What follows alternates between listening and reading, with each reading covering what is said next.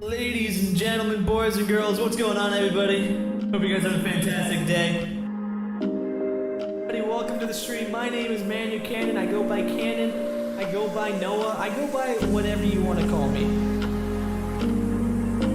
The ManYurKanin channel would not exist without you guys.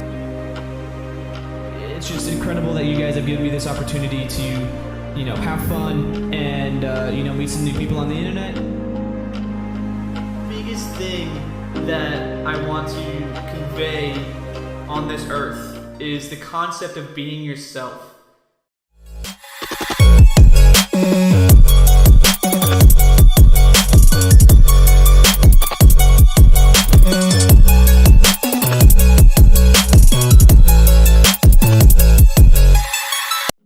Ladies and gentlemen, boys and girls, what's going on, everybody? Hope you guys have a fantastic day. Welcome to the stream. My name is ManYurKanin. I go by Kanin. I go by Noah. I go by whatever you want to call me. The ManYurKanin channel would not exist without you guys. It's just incredible that you guys have given me this opportunity to, have fun and, meet some new people on the internet. Biggest thing that I want to convey on this earth is the concept of being yourself.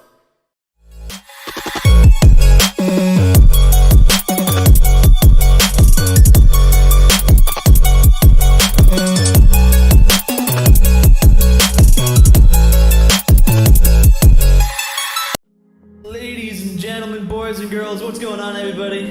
Hope you guys have a fantastic day.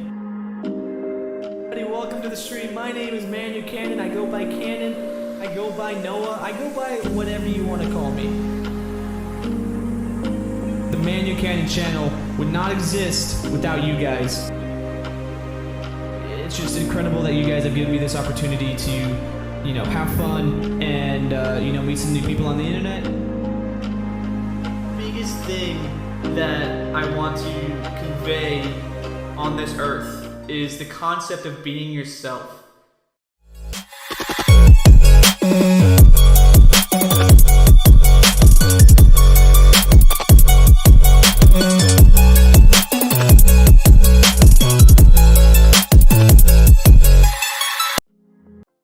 Ladies and gentlemen, welcome to the ManYurKanin Show with your host, Kanin.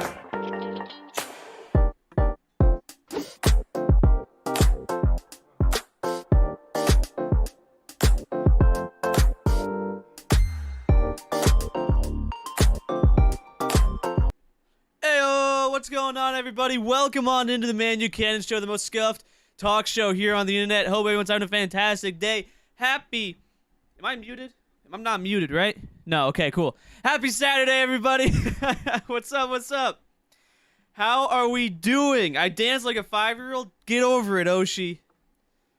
Sometimes you just gotta throw your body around a little bit every now and then, you know what I'm saying? How's everybody doing, guys? Welcome on into the show. We have a special one today. Oh my gosh. I say that every day, but I mean, listen, I just love this show so much that every show is a special show here on the website, all right? Welcome on in, everybody. Hope you're having a fantastic day. It's Saturday morning, folks. We have a fun show today. Ladies and gentlemen, we're going to be doing the very first ever guest appearance. First ever guest here on the show. And boy, am I excited. I'm honored to have the one, the only Rynot here with us today. It's going to be an absolute blast.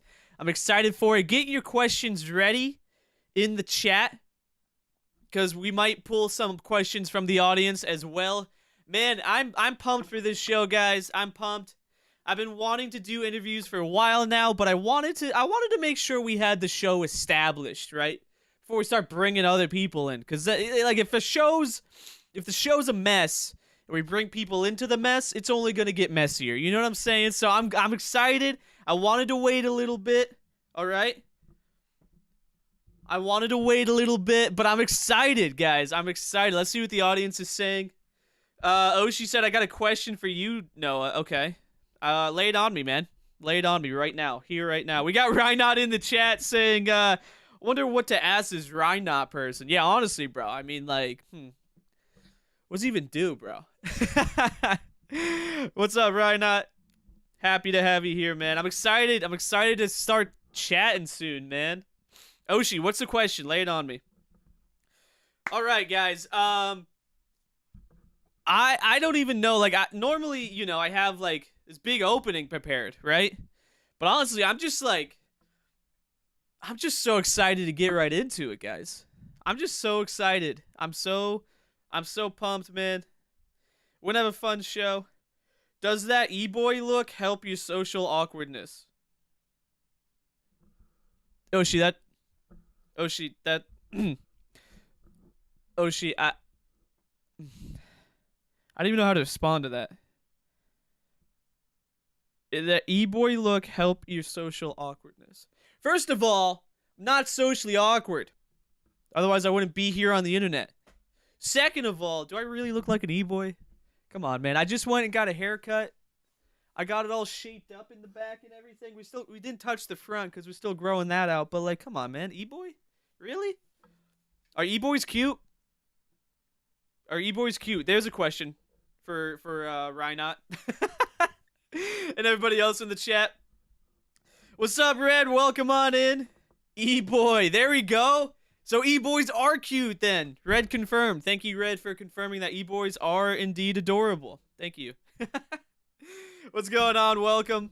Welcome. No, they aren't. Okay. I choose not to answer. Dang it, Rynot. All right. That's fine. I respect it. Oh, man. E-boys. I didn't... things... All right. Things I didn't expect to say today on the show, and that was e-boy. I didn't... How do we get to this point, man? Come on, e-boy. That's a low blow, Oshi. That's a low blow. Guys, I'm excited, all right? I'm still antsy. Rynot and I, let's give a little bit of a backstory as to how Rynot and I even started talking. Honestly, Rynot, I think, was it Twitter or Twitch first? I want to say it was probably Twitch, right? Maybe Twitter? I don't know. But I've originally met Rynot from the shiny hunting, and over the time we've grown to actually communicate quite a bit off streams, and you know, grow a little bit of a friendship. And I'm excited to have him on the show today. He's a great dude, Let's go with Twitch. I think it was Twitch, and then Twitter, and then now it's Twitter, Discord. Twitch, YouTube now, since we're here.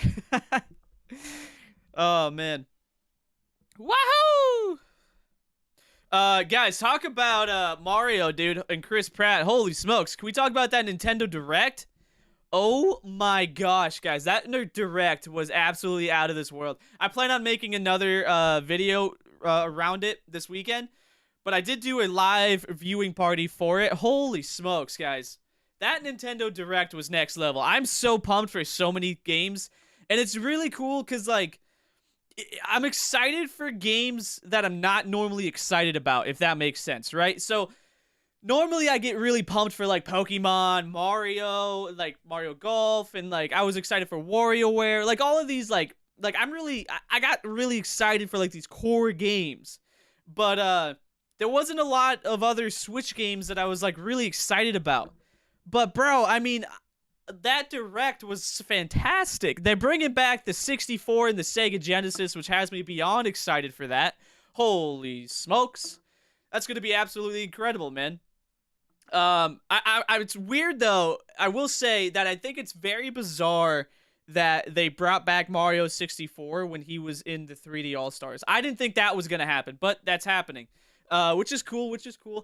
Dude, that Direct also unlocked a memory that I completely forgot I had, and that is the game for the Sega Genesis, Echo Dolphin, bro. Echo Dolphin. Or Echo the Dolphin, or I don't know what it's called. But, bro, my sister had a Sega Genesis when we were growing up, and that is a game that I never understood how to play the game. Like, actual. But I always loved it. It was always fun swimming around in a dolphin. You just, like, flip up out of the water, go back in. You either like rings you had to go through and stuff. Bro, the game just brought back memories, and that was really cool to see that they're bringing that back. But even outside of just those things, man, like the new Kirby game that's coming out, the 3D Kirby game, I'm so pumped for that. And I'm not even like a Kirby fan, but like that game just looks dope. And then we have Bayonetta 3. I never played a single Bayonetta in my life, but that trailer looked sick, and now I kind of want to play them. You know what I'm saying? There's just so many incredible things, and of course the Mario movie that they talked about with Chris Pratt, which I said that to Jackie chat. I mentioned to Jackie that Chris Pratt was going to be Mario, and she even gave like a puzzled look, and she's not like obviously like a hardcore fan, but she was just like, "What? Mario's Italian." I was like, "That's exactly what everybody else is saying on Twitter." Doesn't make any sense, but yeah, Jack Black, Bowser, that's going to be incredible. Freaking why can I not think? Seth Rogen as Donkey Kong, dude. What is that? I saw a clip on Twitter yesterday. Oh my gosh. Somebody has already taken Seth Rogen's laugh. Somebody's already taken Seth Rogen's laugh and put it on to a Donkey Kong clip, and it's actually kind of funny, I'm not gonna lie. Like, it almost fits in a weird way, but it almost fits. Jeepers cats. Yeah, that direct was just next level, honestly. Honestly, a next level direct. I'm excited for a lot of things that are coming out. But holy smokes, guys. All right. Let's start to settle in here. Let's get Rynot in on the show, everybody. I'm excited for this one. I'm excited, guys. Do I have to tell you that I'm excited? Very first ever special guest appearance, guys. All right. Let's hop on over into the full room cam. Let me adjust.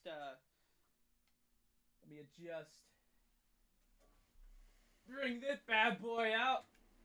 There we go. All right. We're settled on in here. We are settled on in. He goes, "Hello, stream." Forgot that my Discord was open. Omegalol. All right, we'll give him a call in just a sec, guys. So we're gonna get right into it. I'm excited for this. It's gonna be a grand old time. So our very first ever guest here on the ManYurKanin Show, the most scuffed talk show here on the internet, is going to be one that I'm very excited for. He's a Pokemon-loving Christian from Canada who specializes in shiny hunting. Has about 2.9K followers over on Twitch. He's sponsored by Artisan Builds and is a member of Pokehaven. He's just an overall great dude. Ladies and gentlemen, let's get Rynot here on the phone. Just an overall fantastic dude. Hello. Hello. How's it going? Am I supposed to see you on Discord or no? No, that's fine. I'm just making sure that this isn't infinitely loading for no reason. It might be tough because you know what I can try to do is un momento, because obviously OBS is pulling in both of my cameras here. So let's go with the OBS virtual camera, and then you can just see the stream, I think, right? Does that work or no? It just shows me OBS. I'll be good though. One sec. I'll be good. One sec, we got it. Start virtual camera. There we go. There, I see stuff now. All right. All right. Guys, Rynot, ladies and gentlemen. Rynot is here on the show. Let's get a round of applause for Rynot, everybody. Thank you, Rynot, for coming on the show today. We're excited to have you here. We're excited. Thanks for having me. I do appreciate it. Absolutely, man. Absolutely. Really, like I said, I just really appreciate you being the first one on the show. Obviously, you know, we've done some co-streams in the past, but this is a little bit different here. You know what I'm saying? Yeah, we did that booster box battle where I kind of won by a landslide. Bro, you kind of So there was that. not even low-key crushed me. You found a way to hack the system, and just that was just a wild booster box. I've never for any set I've never had a booster box that gave me that many hits. So how many you had? Like what, 15, 16, something crazy, right? it was 11 ultra rares. 11 ultra rares. But 11 ultra rares are better. Oh my gosh, insanity. Yeah, I mean, I just was like, okay, this is cool. You know, we got to a point with that booster box battle that I clocked out. I was like, that's it. You know what I'm saying? It's over. It's over from here. We had some audience members in here. We got Pokepups saying, ew. Typical Pokepups. Hi, Meg. We also got Kitsune the Fox here saying, hey, Rynot and everyone, welcome on in. Hey, Kitsune. Welcome on in. Guys, I'm excited. All right, so I want to start from the very beginning right now. Obviously, you know, we've been talking how long? About the last year or so. We know we've been conversing through social media, back and sounds forth about right. between Twitch and whatnot. But I want to go back to the very beginning. Very beginning of your content creation journey. I'm not talking, you know, birth, obviously. We don't need to go that far. Yeah, no. Okay. I don't need to know, you know, time and place. Well, it was almost 28 years ago. But no, the very beginning of your content creation journey. And kind of, like, what did that look like? How did you start streaming? Was it streaming first? Did you start making videos? Like, what was the origin like that? All right, so if we want to go way back, for the most part, when I talk about like streaming or starting streaming, I usually just refer to about like 3 years ago when I started to actually do Twitch, you know, on a pretty regular basis. I got affiliate relatively quickly. There was quite a few people that helped me out with that. And then I just kind of started with it. So that was about 3 years ago or so, if we're just talking Twitch. But for about a year or so before that, I would be streaming on YouTube. I actually was very heavily... Sorry? It just said interesting. Go that far back. You're probably one of the first ones to start streaming on YouTube, I would imagine, right? It was probably a completely different place than it is now. Oh, very, very different. I was very heavily into a mobile game, and basically everybody that created content for it only did it on YouTube. Nobody streamed it on Twitch because there was nobody watching it on Twitch. So it just made sense to get into the streaming side of things over on YouTube because that's where like 99% of the viewer base for this game was. It just made sense to do it there. So I started streaming it over on YouTube and, you know, like would do videos and stuff for it. And then I got my Switch and I'm like, this is really fun. I'm going to, you know, and the first game I got was Breath of the Wild. So I'm like, I want to play and stream Breath of the Wild on YouTube. So I did that, woke up the next morning to a copyright claim from Nintendo because apparently you can't stream Nintendo games over on YouTube. No, dude. It wasn't like a strike or anything on the channel. It was basically just like, hey, you can't do this. So your stream is like basically demonetized or something like that. Were so you I'm like, monetized at the time? I was, yes. Oh, okay. I had over 1,000 subscribers, so I was able to turn on all the different monetization aspects. So they basically were like, you can't do this. If you do, we take all your revenue. So Jeez. It's like, oh, all right. So I'm like, I got my Switch and I want to stream it, but I can't do it on YouTube. So I'm like, all right, I guess Twitch it is. So for a period of about like 6-ish months, I want to say, I was streaming consecutively on YouTube and on Twitch at the same times. With both the mobile game and then on mobile game on YouTube, Breath of the Wild on Twitch. Gotcha. Pretty much, yeah. So I would basically come home and I would do a short like Twitch stream, and then, you know, sign off, go for dinner, spend a little time with wifey, and then when she would go to bed to get up early to work at 6 a.m, I would then do a YouTube stream. So I would basically be doing like 2 streams a day on the days that I did stream, for a solid like 6 months, and then it just got to the point where I'm like, this is just getting way too much to keep up with. I started not playing that mobile game as much anymore, and I'm like, this is basically the only reason why I'm streaming on YouTube. So I just decided to drop the YouTube stream side of things and just fully dedicate to Twitch, which I felt was a better move, because there wasn't like really restrictions on like what I could play versus what I couldn't play, and I wanted to be the one that made that decision, not have somebody else make it for me. Absolutely. So I decided to just be like, you know what, I'll still do YouTube videos and stuff, but as far as like actually streaming on YouTube, I'm just gonna move everything over to Twitch. It'll just make things a lot easier, a lot less stressful on me to have to balance two platforms. So yeah, I just decided to make that switch. I'm really happy that I did, because I absolutely love streaming on Twitch right now. I have a lot of fun with it, met a lot of amazing people because of it.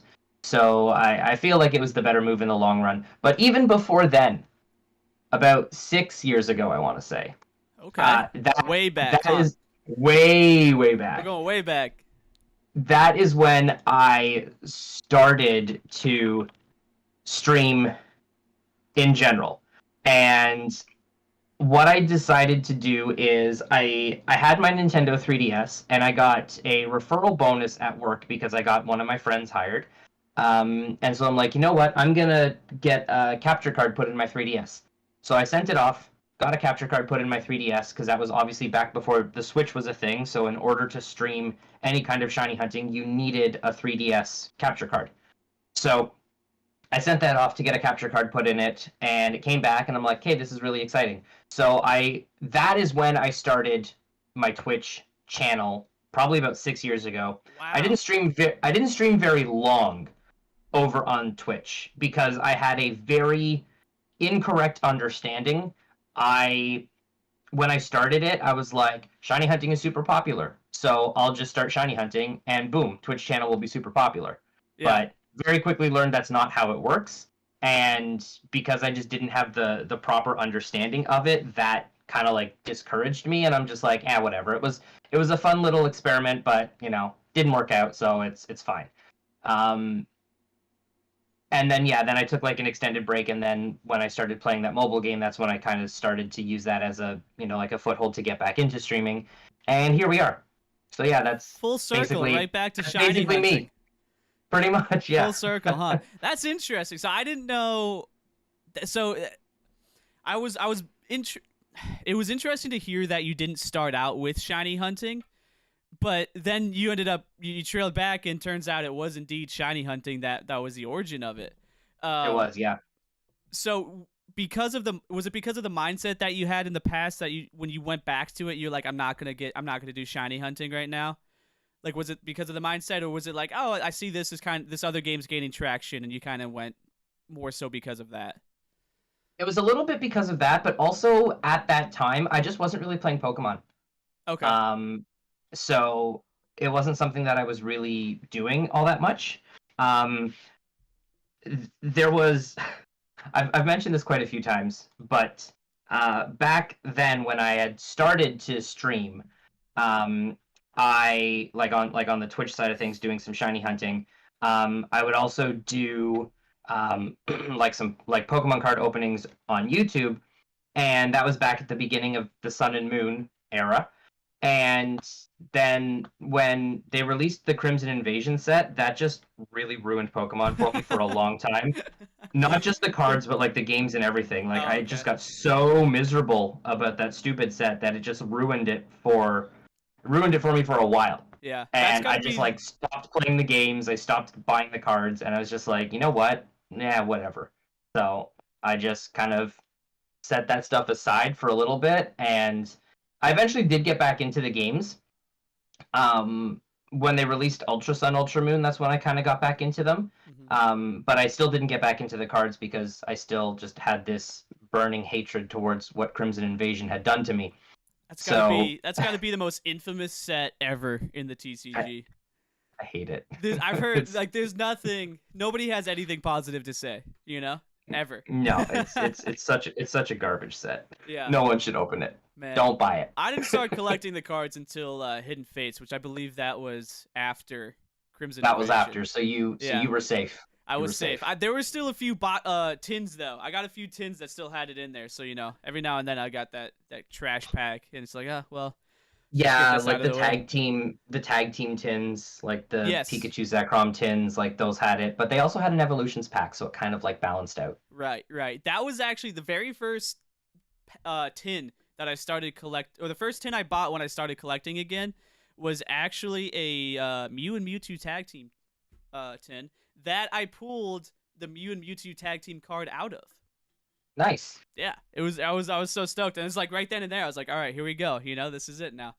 Um, so you started out on YouTube, or you started out on YouTube, well, Twitch, then went to YouTube, and then back to Yeah. Twitch. So Yeah. So what do you think now that YouTube is coming back hard and heavy with live streaming? They're improving a lot of different things. They're upgrading so many different aspects to it.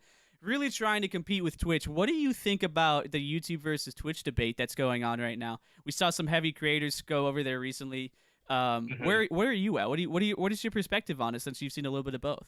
Obviously, it was a different time, but Honestly, like I think that like YouTube it definitely is doing a lot more to like improve their live streaming services, and but I think they're gonna have to really do a lot to really get to the point where it's like a concerning competition between Twitch.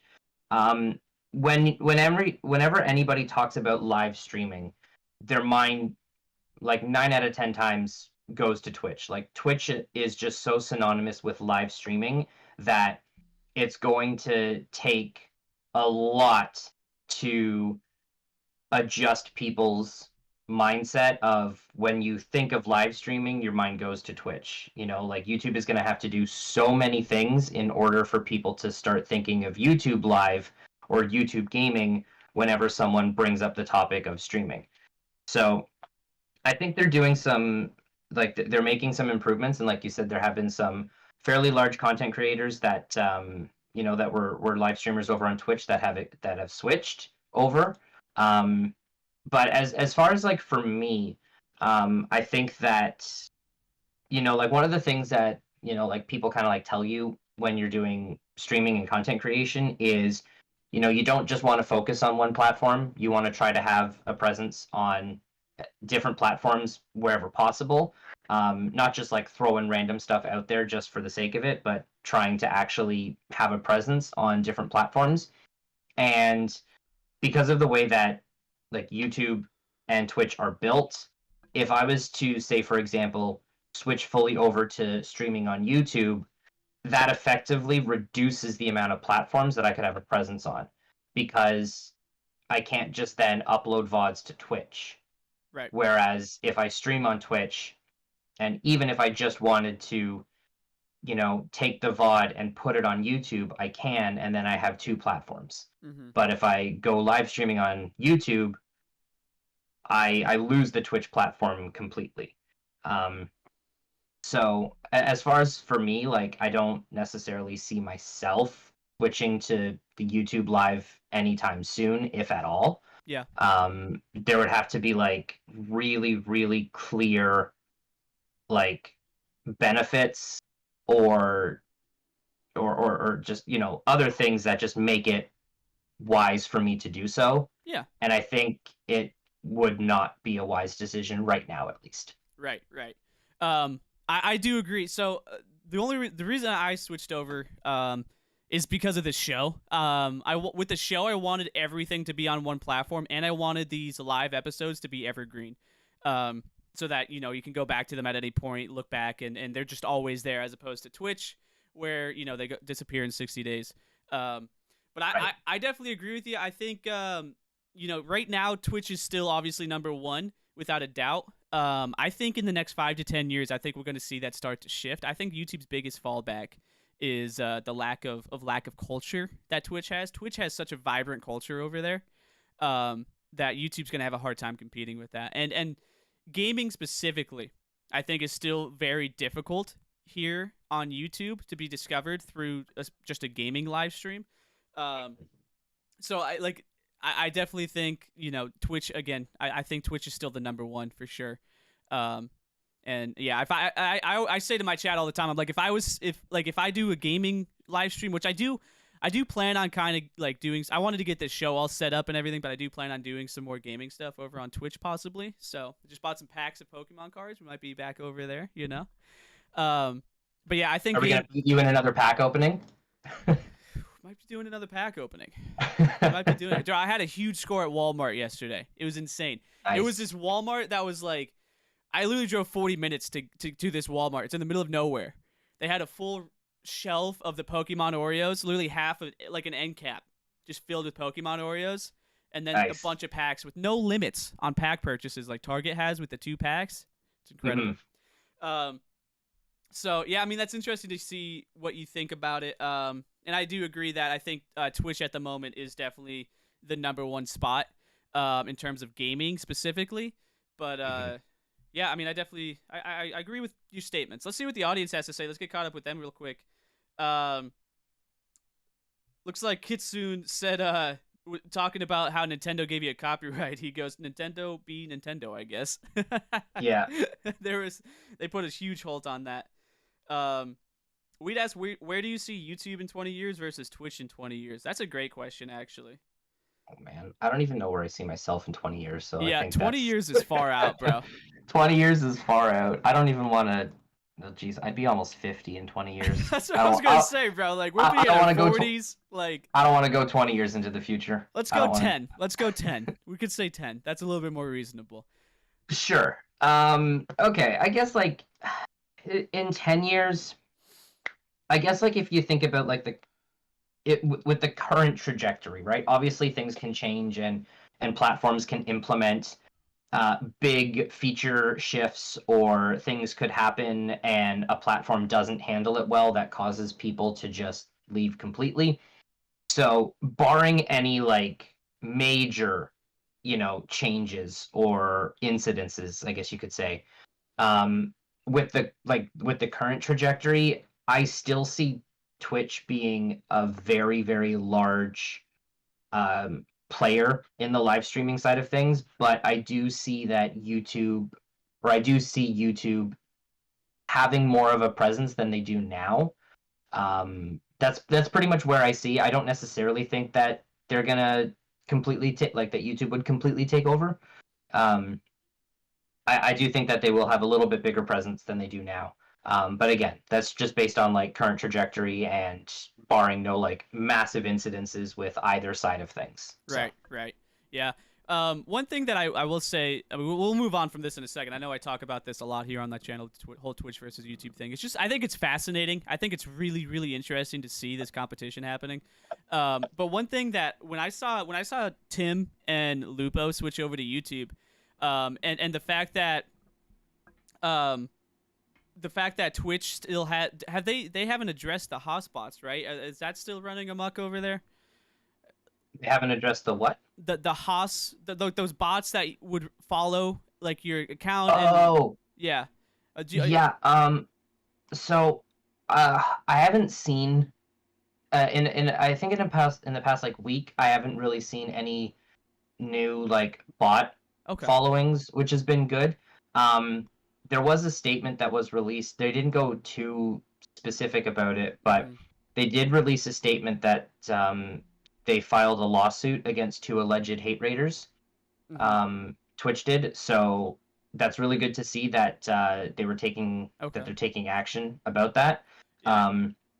Whether or not it was connected to the Haas bot following situation, it's hard to say, but there hasn't, at least for my channel at least. I don't want to speak for the entire platform. Sure, of course, yeah.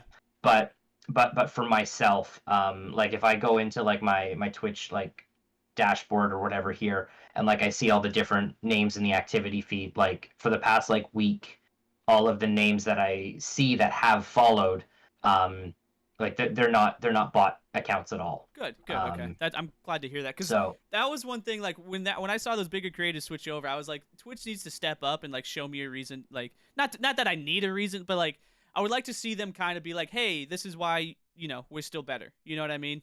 even though Mhm. they lost these big creators. And I just didn't really see that for like a while there, but I'm glad to see that they are doing something about that. I think I do remember seeing that tweet actually. Yeah, it's really really good to see because like I do understand where people come from when, like whenever they would release like a tweet, that would be like, like we hear you, we want to make the platform better and safer for everybody. It's like, okay, that's great, but like don't just say that you're going to do it, actually do something about it. Exactly. And When are then you gonna do it? yeah, and then seeing the tweet that they go as far as filing a lawsuit, like that's a big step. Right. It's It's not like, it's okay. not like going to completely solve the problem, but it is a good first step in the direction that we would like to see them going in to help protect their content creators. Absolutely, absolutely. It definitely like makes it more comfortable. And like Pokepups just said in the chat, actions greater than words. 100%. That's exactly 100%. what it is. Because they can sugarcoat it and say whatever they want, but if they don't do anything, then what's the point? Exactly. All right. So moving on, I wanted to talk about how your Pokemon, right? So obviously, Mhm. now Rynot is basically synonymous with Pokemon. But you do expand into other things. How did your love for Pokemon kind of start? Like, where did that? You said obviously you started or you were playing with Sun and Moon, like you mentioned before, but then you really got back into it with Ultra Sun and Moon. How did how did that transition happen? How do we get to this point now that you have a Gen 8 living dex? So I started with Red and Blue, all the way back when I was a kid. So I started right at the very beginning. I had the Game Boy Color. That was back when like you would go to like Blockbusters and like Rogers stores and rent games for a week and then have Yes, to take bro. them back. Take me back to those So days, man. Take me back. yeah, yeah. So that's where it all started for me. So the way that it would kind of happen is my parents would get me one version and my brother a different version, and because I liked it more, if there was ever a third version that released, I would also get the third version. Okay. I missed it with Crystal, but I did have Yellow. I still have Yellow actually, and then I got Emerald and Platinum as well. But I missed getting the physical copy of Crystal. I do have it on the virtual console, but it would be nice to have the physical copy. But yeah, I went all the way back to the very beginning. I played the original games, had a blast with them. Came across a random full odd shiny when I was playing through Silver, I think it What? was. Yeah, but I What was didn't it? know what it was. A Kakuna in Ilex Forest. But I didn't know Wow. what shinies were at the time, and I didn't want a Beedrill on my team. So I'm like this Kakuna looks off. No. I don't. It did something weird when it entered battle too. Like it doesn't look right, You're and like, I don't this want is to a Beedrill anyway. This is a I weird ran. glitch, right? Yeah, Oh so I my ran. gosh, no. I ran from it, and then I got to the Gyarados in Lake of Outrage, and it's like, huh, this doesn't look right either. Oh well, whatever. Did you catch And it? then You at least caught that, yeah, right? I caught the Gyarados, yeah, of course, because it was a level 30. So it's like, Oh, sweet, yeah, yeah, yeah. I'm just gonna add this to my team. It's great. And then years later, when I found out what shinies were, it's like, oh yeah, shinies are different colored Pokemon. Oh my gosh, that's insane. That's what that Kakuna would have been. Oh, all right, well, whatever. Do you still lose sleep over that? Now Oh, that good grief, no. no. I've got Yeah, I was gonna say. I've got the whole first generation in living shiny form, so I really don't care. Yeah, and I'm sure with Pokemon Go and even Let's Go, I'm sure you got a bounty of plentiful bounty of Kakunas. And Yeah, Beedrills and I saw a whatnot. few too many Weedles. Not as many shiny Weedles as shiny Chanseys though in Let's Go. You know what? I We got hate lucky. shiny Chansey. I got lucky. I never had a shiny Chansey pop up when I was going for something else, and like You never. are very lucky. I don't even have a shiny Chansey in the game. Actual. You are very lucky. So what I decided to do one day with Let's Go is, so you know how you only play Let's Go with the one Joy-Con, and if you shake the second Joy-Con, you can bring in a second player. Yes. So, but the primary player is the only person that can encounter a wild Pokemon. And if the second player runs into a Pokemon, the Pokemon will just kind of like bounce and stay in the same position, kind of a thing. Okay. It's kind of interesting. So what I ended up doing was I was on, I forgot the number of the route, but it was right if you fly to Fuchsia City and then you exit east, like that little stretch there between like Lavender Town. Right. And so I was there, and I forget what I was hunting for, but I had a shiny Chansey appear, and so I was really upset about it, of course. So what I decided to do is I brought in the second player, and the way that the despawning system works in Let's Go is that shiny, but any Pokemon can only despawn if it's in contact with any patch of grass. So if a Pokemon is on like a path, and I'm talking like outside of caves or like the power plant, for example. Right. So if you're on like a route where there's grass that spawns and then a Pokemon wanders like away from the grass and they're just like on the path, they can't actually despawn until they collide with grass again. So what I ended up doing was the shiny Chansey wandered away from the patch of grass and it stayed on the path.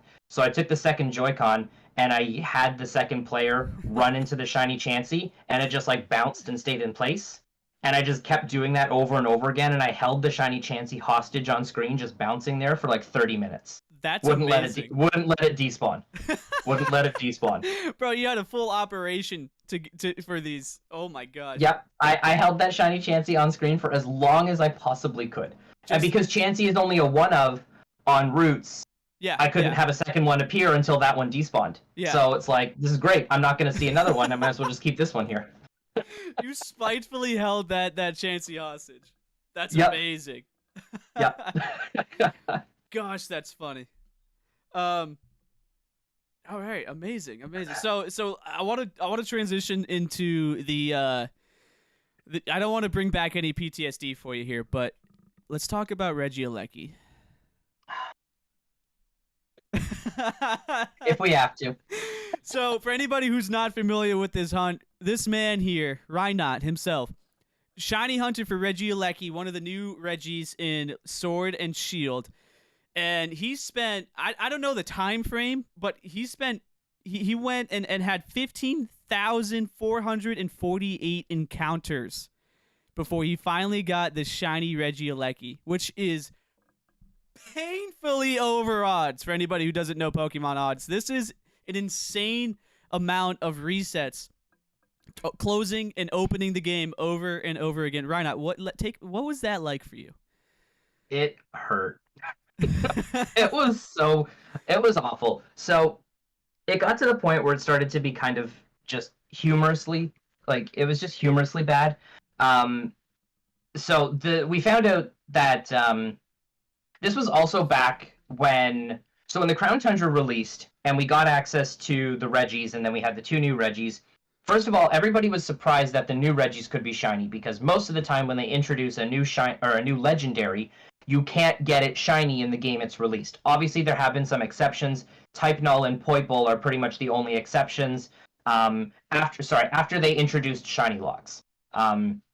Before shiny locks were a thing, like in Gen 3 and Gen 4, you could, where you were in the story, you could just soft reset for the legendary that you were encountering, and then once you got it shiny, you could then just continue the story. So once they started to introduce shiny locks, anytime there was a new legendary Pokemon that was introduced, you couldn't get it shiny in its game of origin. And again, Poipole and Type Null are pretty much the two exceptions. I guess then the other Ultra Beasts too, like Blacephalon and Stakataka, would be the other exceptions. But we were all very surprised. That was a very long-winded way to say we were all very surprised that we could get Regieleki and Regidrago as shinies. So nobody was really expecting to be able to shiny hunt these. If anything, people were like, I'm going to shiny hunt the Galarian legendary birds because we've had the birds previously and these are just new forms of the birds. So we had all kind of expected, I'll shiny hunt the birds and we'll just get the Regis at some other point. That wasn't the case. It wasn't the case. It was backwards, which is fine. It's okay. And so when we found out that we could get the Regis as shinies and people started to shiny hunt them, we had immediately assumed that they were affected by charm, because we really didn't have any crazy concrete information at the beginning to believe that they weren't. until people started to go 5, 6, 7, 8, 9,000 encounters for these Reggies. And, like, that's those numbers are definitely still possible if you do have Shiny Charm and the Pokemon is affected by Charm. Like, I went 7,003 encounters for Galarian Stunfisk in Galar Mine number 2. Yikes. And that is affected by Shiny Charm. Right. So you do have those instances where you go, 5 times over odds when you've got the Shiny Charm. It can still happen. But with the frequency that we were seeing people, like, almost nobody was getting these Reggies under 1,000 encounters. Most people were going like 3, 4, 5, 6,000.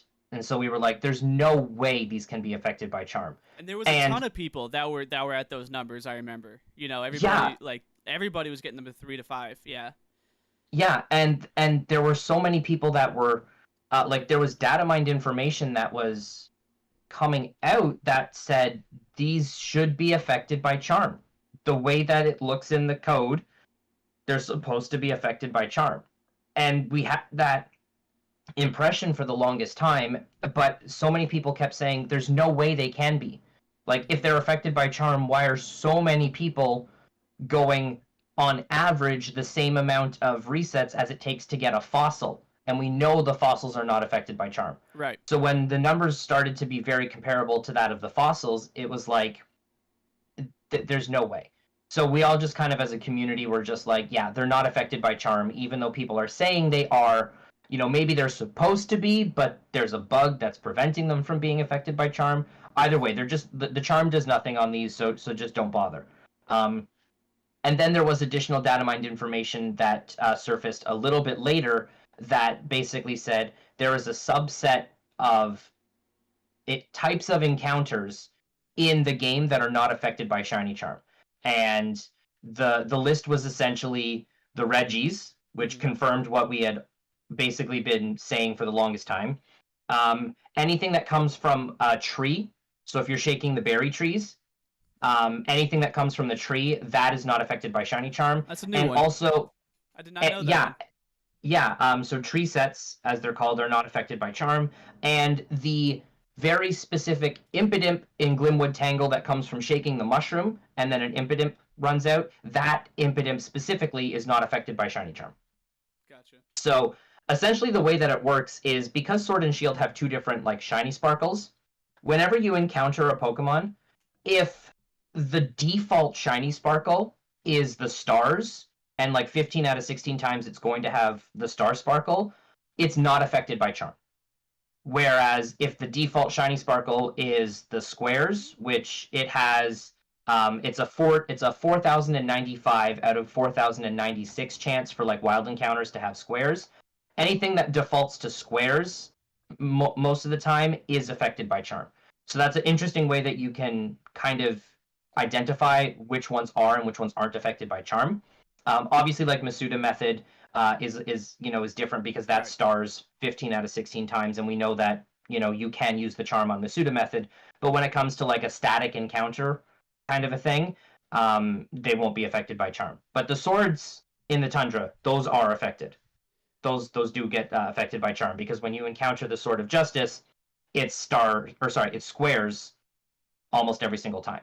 So we know that they're affected by Charm. Wow, that's fascinating. I genuinely did not know the squares and stars difference versus Charm effectiveness and whatnot. That is interesting. I mean, obviously I knew about the squares and stars being different, and the stars were much more difficult to find than the squares, but I didn't know that it was Charm versus not Charm. That's really that's so clever on Pokemon's part on the back end to do something like that, to really. I don't necessarily know that that's intentional, but we'll say it is. I mean, if it is, I like it. Impressive, Yeah, we'll say it is. But yeah, anyway, circling back to the Regieleki specifically, I started hunting it about a week after the Crown Tundra DLC dropped, which was mid-October last year. Right. So we're pretty much coming up on the 1-year anniversary of the Crown Tundra. So I started shiny hunting it then, because by the time the Crown Tundra released, I only needed like 1 or 2 other shiny Gen 8 Pokemon to complete my Gen 8 living dex. I forget exactly what they were, but I only needed like 2 others. So I got those other ones done really quickly, and I'm like, okay, I just need the 2 Reggies, and then I'm completely done with the Gen 8 living dex. So I started to go for Regieleki on stream, and I'm like, all right, I'll go for Regieleki first, and then I'll finish with Drago. So I started to go for Alecki, and then it started to take so long, and it just was getting really frustrating. So I decided to hunt for Drago off stream, just because I'm like, if Alecki's taking this long, Drago could also possibly take this long, and I don't want to still be doing this in like July. Right. So I decided to go for Drago off stream. I got super lucky, and I got Drago in about 600. So I got very, very lucky with Drago. So that kind of helped ease the pain a little bit. But yeah, I didn't get shiny I started hunting Regieleki near the end of October, and I didn't get it until the beginning of February of this year. So it was about 4 months, give or take, of just hunting that on stream. Obviously, like, I was still doing like community Dynamax adventures where I still wasn't getting shiny legendaries. I'm still not, but that's a different topic. Yeah. And then specific streams where like we'd be doing like our community hunts where if Regieleki didn't fit the theme, I would go for something else. But everything outside of that, whenever I was shiny hunting, I was going for Alecki, and it was so painful. I was gonna say, I mean, like when I would get onto a longer hunt, my Mewtwo, I started shiny hunting Mewtwo and Let's Go Pikachu back when I like started streaming, which at this point was like 3 years ago. I didn't even know how many encounters I am. Now, obviously not consistent on and off for a while there. But I mean, that was painful. I'm probably like 4,000 encounters for that overall. And like, that sucks. But like, I can't imagine 4 months. Like, was it like, how often did you just not want to even how many nights were you like, I don't even want to encounter this thing once?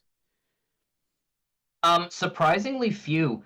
What I started to also do is I started to do Mario games once a week, and that really helped because we had 3D All Stars release. So I wanted to continue to play through Sunshine and then eventually Galaxy. So that helped. And then I got Mario Odyssey and I started to play through that. So having that like once a week where I wasn't even doing Pokemon definitely helped. It gave me a much needed break. Obviously, I could have gotten Regieleki a little bit faster had I not done that, but I you feel also like it was, would have went insane a lot faster too if you didn't have those breaks. That's true. So I think it ended up being the better decision to just do that, even though it kind of prolonged the Regieleki hunt itself. It was just something that I needed. I needed kind of like that mental separation from it because I'm the kind of person where it's like, I don't want to quit on like a shiny hunt. There are some people that like would come into the stream, they would see the number and they'd be like, I don't know how you're still doing this. I would have given up long before now. Yeah. And to that I say, I'm like, giving up guarantees you won't get the shiny. If you keep going for it, you will eventually get it at some point. But if you give up on the hunt, you guarantee that you won't get it. Bro, that is a fantastic look on life in general. Somebody clip that. That was so motivational. Like, I'm going to apply that. Great, okay, I'm going to take the shiny out and put whatever else in there, bro. That was huge. That was huge, though. Like, anytime you quit something, guarantees failure. So you might as well just keep on going and keep on trying, you know? Wow, that was good, man. That was really good. Somebody put it on a T-shirt, get that painted. We need a mural somewhere. I don't even know. I don't know what we're going to do. We need something with that. That was good. That was good. Wow. I like that. So I have one last question before we move on from Regieleki. How much do I have to pay you to hunt Regieleki again?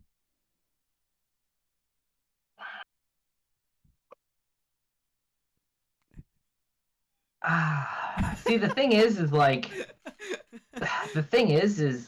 I don't have any Switch profiles where I can hunt it again. I don't think. I buy you I buy you a Switch. I get you a whole new game. I'm saying, here you go. You need to shiny hunt Regieleki again. What is it going to take to get that to happen? I guess in that case, just the additional switch would probably be enough. Yeah. All right, chat. So down in the description, if you guys want to start, sending some tips in, we'll get Rynot to hunt Regieleki again. Appreciate that. Thank you guys. It's gonna go straight to the Rynot Regieleki round 2 fund.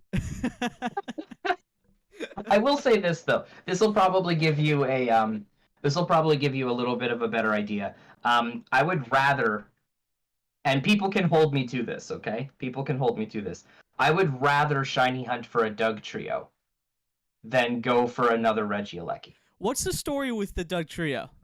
Okay, all right, buckle up. This is fun. I'm ready. So, back when I was doing the Gen 8 shiny living decks, I was at the time where I'm like, all right, I want to go hunt for Silly Cobra. And that was back when I had just kind of done a few Masuda method hunts. So I'm like, I'm tired of Masuda method right now. So I decided to do random encounters for Silly Cobra on Route 6. Silly Cobra is a 30%, I think, 30 or 35% encounter rate in the random grass on Route 6. Relatively so I felt pretty easy. good about my odds. Yeah, that's an easy hunt. Yeah, so it's not like I'm going for a 5%. So I'm like, yeah, this feels pretty good. And my first phase took forever it took almost 4,000 encounters for me to get my first phase. It was like 3870 or something before I got my first phase, and this was when I had Charm. My first phase was a shiny Heatmore, which was cool because I didn't have it and it's a great shiny. Right. So like, all right, that's not too bad.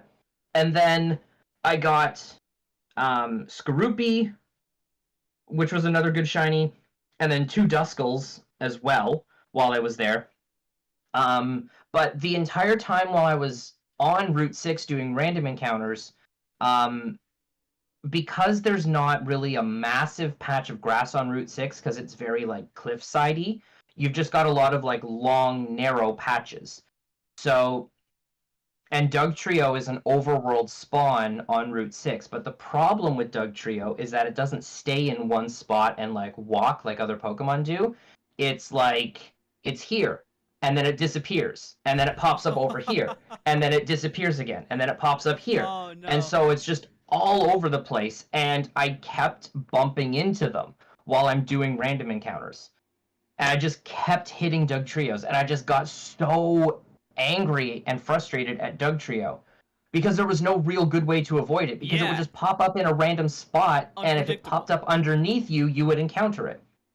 And so people kept joking in chat. They were just like, oh, wouldn't it be funny if you got a shiny Doug Trio while you were here? And I'm like, no, I would be mad. I don't want it. I have it already.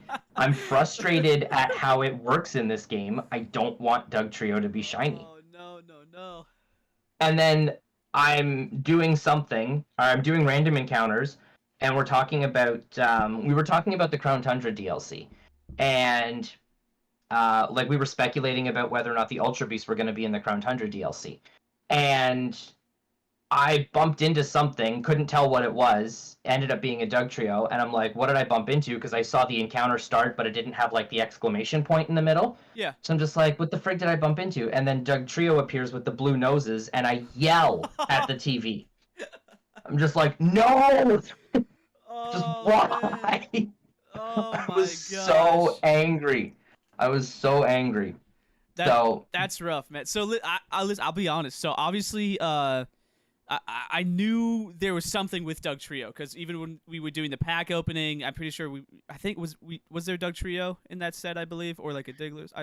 I don't know. Yeah, Chilling Reign had a Doug Trio. Right. So I remember when we were opening that, and there was the meme that was brought up with Doug Trio for that, and then your St. Jude fundraiser that you did for them, you gave out, for anybody that donated, I believe it was $10, you sent them a Doug Trio card, which I actually still have.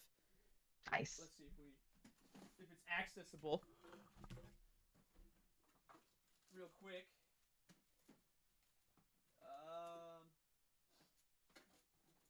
All right, it's not right on hand, but I still have it. So like I got that, right? Like I knew that was a thing. So this whole time, I'm not even kidding you. I'm gonna look you dead in the eyes and say I legitimately thought Doug Trio was like one of your favorite Pokemon. No, it's my mortal enemy. I've realized that now, and I'm sorry for ever thinking like that. Yeah. But that's a good transition into the fundraiser that you did for St. Jude's Play Live. You did a fundraiser for about a few weeks, I think, right? Correct? It's the entire month of May. The whole month of May, you did the fundraiser for St. Jude's Play Live, which, for anybody who's not familiar with it, it's a video game charity platform that supports St. Jude's Research Hospital. Fantastic cause. Fantastic cause. Before we, the first thing I want to ask you is, what is it like basically being like a coworker with Dr. Lupo? I'm just asking, like, that's gotta be pretty cool. Yeah, well, this is the third year that I had done the fundraiser, so it's just really, really fun. I really, really enjoy doing it. Like you said, it's a fantastic cause. Being able to support them, so I really, really enjoy doing that. There's also kind of like a little bit of a personal reason behind it as well. Like without getting into anything really specific, children's hospitals have played a large part in wifey's family's life.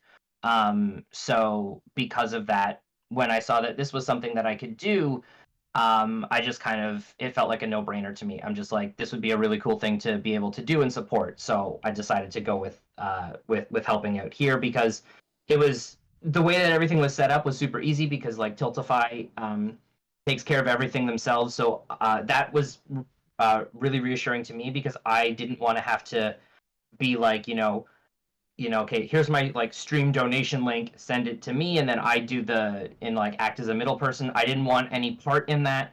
Not because I don't trust myself, but just because that opens you up to possible accusations for people that just want to spew accusations and not look into facts or anything. Exactly. So I didn't want to have to just deal with that at all. And because Tiltify just acts as that, impartial, middleman almost, it just made things so much more secure for myself and people that choose to support it as well, because they know that 100% of whatever they donate is going to the cause. Like, it's not like a little bit is being knocked off because of like PayPal fees or things like that.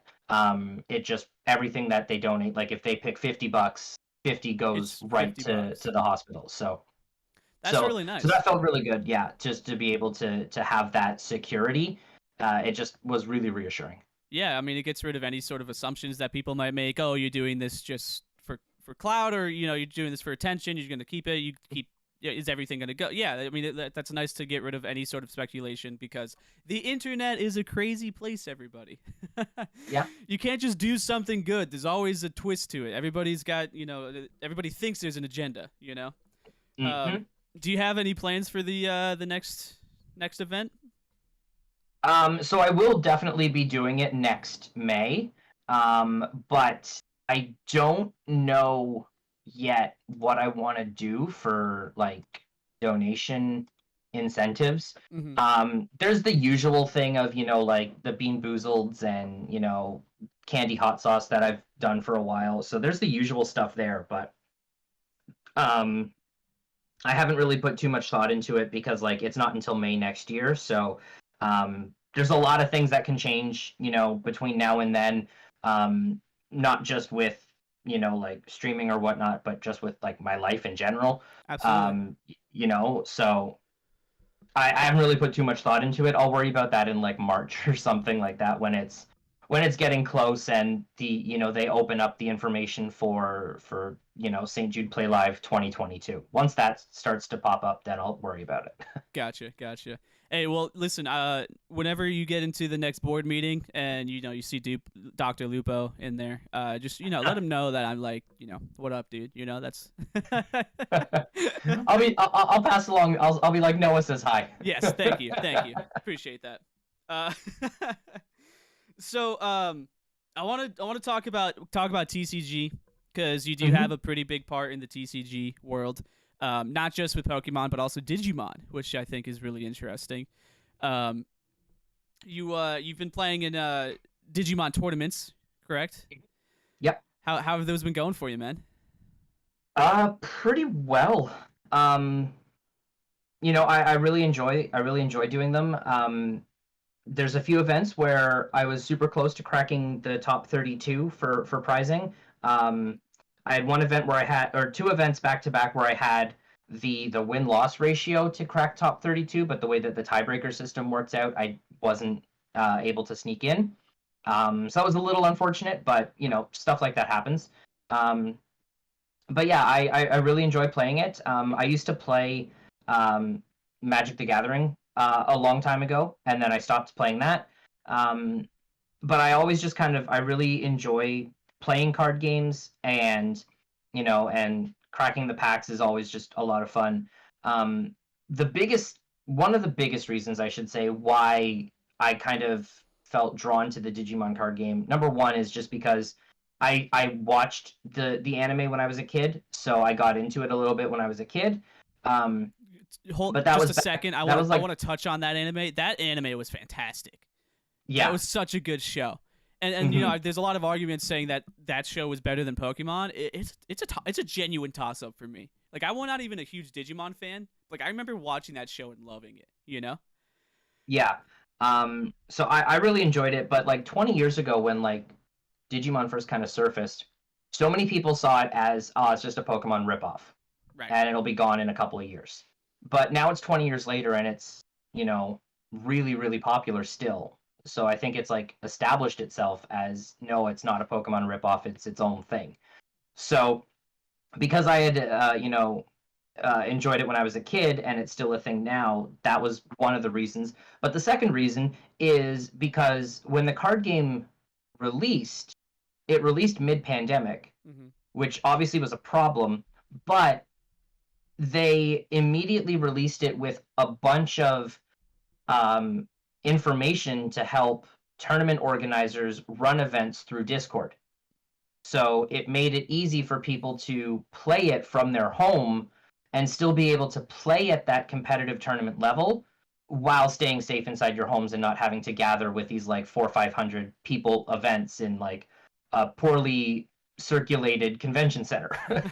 So that was a really big thing for me, because seeing them do that was like, okay, this has a chance of lasting the pandemic.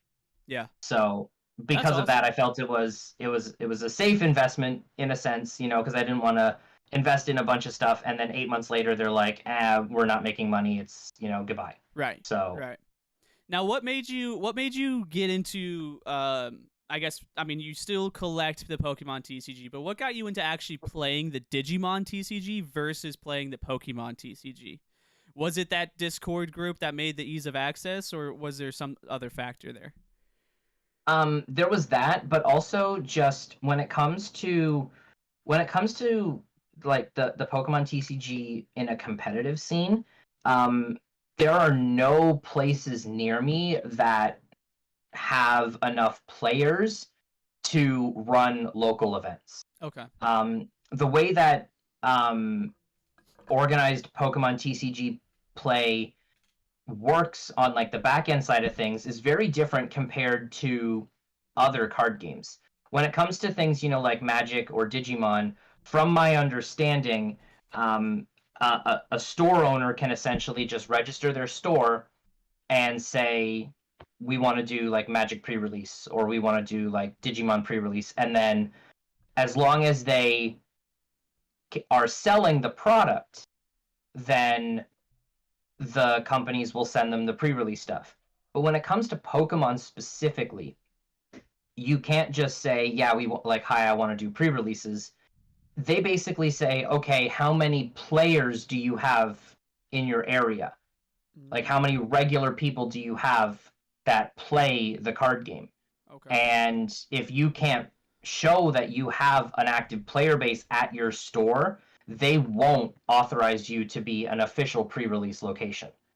So it's very, very different for Pokemon specifically. Yeah. So that makes it a little bit harder for stores, because it's almost like you kind of want to run the pre-release event so that you can get that player base, but yeah, it's like a weird in between where it's like, if you, yeah, it's like the credit system. If you don't have credit, you can't, like, it's hard to build credit, but you need to build credit so you can get credit, and it's just like, yeah, I get that. Yeah, it's the job experience thing too, right? It's like we want people with experience for this job, but you can't get experience if places won't hire you. Right. So right. it's this weird catch-22. So you basically have to have a store that already has a dedicated Pokemon TCG player base in order to then go to like play Pokemon and be like, yeah, hi, I want to run pre-release events. I have 30 players that come to my store for standard events. You know, I want to run pre-release. And then they're like, okay, cool. Here you go. But the thing is like now, because of the pandemic, the build and battle kits, which is what you use for pre-releases, they're a lot more available because they were wanting to introduce the whole like pre-release at home kind of a thing. Mm-hmm. So they're like previously you couldn't really walk into like a Toys R Us or an EB Games or a GameStop and just grab, you know, like a Chilling Reign build and battle kit. Those were reserved exclusively and sent to stores for pre-release events, and players would buy them and participate in the pre-release event. But now they're a little bit more accessible. And that is essentially all that they provide for a pre-release, because your pre-release promo is inside the build and battle box. Right. So it's not like there's additional stuff that they send, you know, that's like, you know, oh, like Chilling Reign pre-release participation promo or something like that. There's none of that. Yeah. So it's a little bit more accessible, but as far as like actually being able to be an authorized store, you still need to, and like host events where like players can like earn like points that go on like their player ID number or whatever. You still need to be able to prove like, hey, I have an active player base for this. Sounds like it's really tough to start a TCG store these days. Yeah, at least for Pokemon. For Pokemon, it definitely can be, because like booster box and elite trainer box sales are not enough for Pokemon, but for other card games, they're just like, if you're selling out of booster boxes, we assume you have a player base, so that's fine. Right. Because you would think, you know, if an entire booster box is enough for you to play the game, I think that makes a lot more sense, you know? Mm-hmm. I feel like, I mean, Pokemon also at this point has gotten to a point that the TCG is just so massive that they do have to be a little bit more selective with it. So, like, I understand where they're coming from, but at the same time... The other thing, too, is, like, a lot of people will buy Pokemon cards with no intention of playing. There's a lot of people that buy just to collect. So, which, like, that's me as well. So, like, it's, like, for booster box sales, it's hard to equate those to, you know, if I sell, like, 20 booster boxes of a set, that therefore means I've got X number of players. That you can't draw that conclusion at all, because all 20 of those booster boxes could have been sold to collectors. Exactly. That just want to crack the packs to fill their binders, kind of a thing. Right. That's a good point. That's interesting. I didn't know you know, all that behind the scenes stuff. So that makes sense why you went with Digimon over Pokemon, despite, you know, the massive Pokemon, you know, kind of, I don't know what I'm trying to say, branding that you've kind of gotten to. It makes sense. It makes a lot of sense, actually. And I'm sure the Discord just made it even easier, you know? So much easier. Yeah. You don't even have to worry about if there's a local store. You just hop in the Discord and you play a tournament, so. Exactly. Yeah, that's nice. That's really nice. So I wanted to talk about how much how active you are in the Pokemon community and how much of a, you know, presence you do have. I will say that you have a very large presence here in the community, and it's a very positive one. You know, you spread nothing but positivity, and you know, you love to see it, and it just makes sense that you'd be part of Pokehaven, the group Pokehaven. Do you want to talk about that a little bit? Give it a little... Yeah. I mean, Pokehaven is a great group of content creators. You know, the big philosophy is that it's a welcoming and safe space for people. So yeah, it's a great group of content creators to be affiliated and connected with. It's really, really awesome. We've done marathons in the past too, where we did a week-long marathon in was it July? I think it was. Dude, when I saw that schedule go up on Twitter, I was like, "Holy smokes, bro!" yeah, it was. Yeah, I want to say it was July. We did a week-long marathon. That was really fun. But yeah, it's just a lot of really, really awesome content creators. I love being a part of it. It's a really, really positive and welcoming space. So Yeah, I mean, I remember when it was first announced. I believe Poise was the one that made the announcement on Twitter. I know he's one of the founders and owners of it. But when I saw it, I had a lot of respect for it. I was like, it was a group that I was like, that is awesome to see, and like, just be out there spreading positivity. Because obviously just the internet in general, but even the Pokemon community at times could be kind of toxic. I saw a bunch of memes with the Nintendo Direct going around like, where's Pokemon? So yeah. Pokemon fans were obviously disappointed with that Direct. Sorry, everybody. But here's the thing. I really want to just touch on that just super quickly. Sure, go for it. Pokemon has their own Directs. Exactly. Right. So whenever a Nintendo Direct surfaces, you can't expect even the mention of Pokemon. Because here's the thing. Here's the other thing. Some people don't really understand this, and might sound like a bombshell to people, but Pokemon is not a Nintendo franchise. Boom. That's it.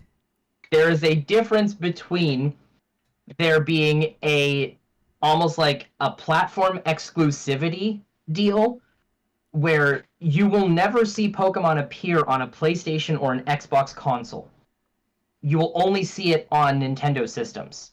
That doesn't make it a Nintendo franchise. Right. Mario, Zelda, Kirby, those are, Nintendo franchises. But Pokemon is not. It's like the old the square and rectangle situation, right? Let's break this down to elementary, or maybe it's not elementary, maybe geometry. Either way, we'll bring it down to geometry. A square is a rectangle, but a rectangle is not a square. Pokemon is only on Nintendo systems, but Pokemon is also still Pokemon. It's different. Yes. Nintendo is not Pokemon, but Pokemon's Nintendo. Yeah. It's the easiest way to put it. Yeah, so I mean, because Pokemon does appear on Nintendo systems, there is a chance whenever there is a Nintendo Direct that they might mention Pokemon. There's always a chance that it will be mentioned. Exactly. But going into a Nintendo Direct and expecting to get Pokemon news is an unrealistic you're setting yourself up to hate the Direct. Right. And you're giving yourself an unrealistic and an unfair expectation of what you're about to watch. It's going to be nothing but disappointment. Right. That would be like going into a Pokemon Presents and being like, oh, I hope we get Star Fox news. Right. Like, why would that happen?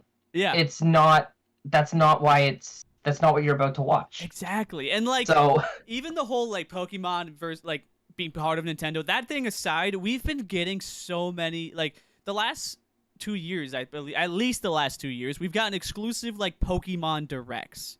So you would think at this point people are like, oh, okay, this is a thing that they're going to be doing now. It's clearly not part of the Nintendo.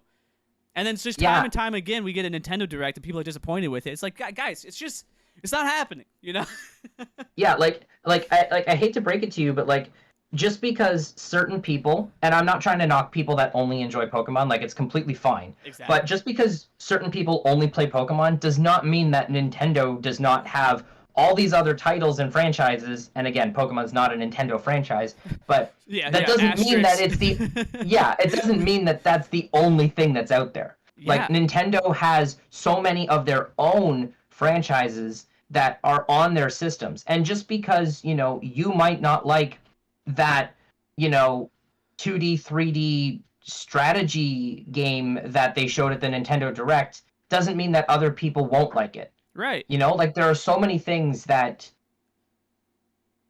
a Nintendo Direct or a Pokemon Presents is not going to always have something that appeals to you specifically. Right.